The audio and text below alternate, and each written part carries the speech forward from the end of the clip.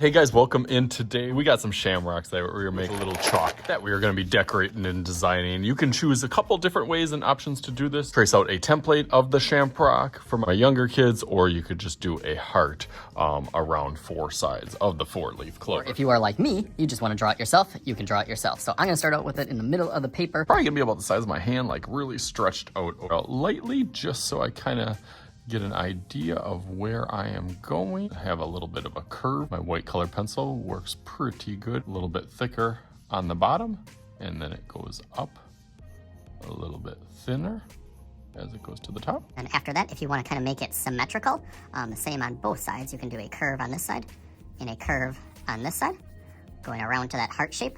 And then it'll bump in and then out again. That goes in. Keeping that same kind of feeling, about the same, almost about even on each side. You can go through the other side. Okay, we got 2 of those done. Now 2 more, the same kind of feeling all the way to the top.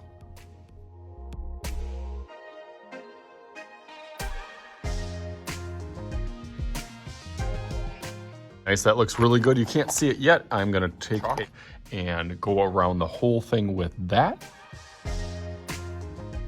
Okay, nice, that looks awesome. Then you can take whatever kind of greens that you want. A couple different styles of chalk, or you can really do whatever kind of colors that you want in chalk around that outside, right up next to that edge. So I'm gonna go through that real quick.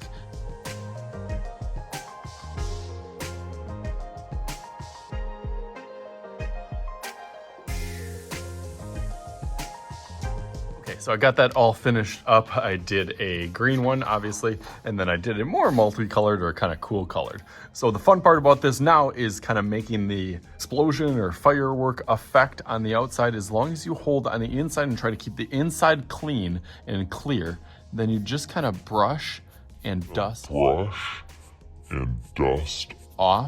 all the way around. If I was probably smarter about this, I would have started out with the light color first. So if you want to clean your finger off, if you don't want to get too much of the dark, I would start with the lightest color first and just push it and pull it towards the outside of it. As I go around, you can start to see how it's already giving that effect. So I'll go through the rest of that real quick.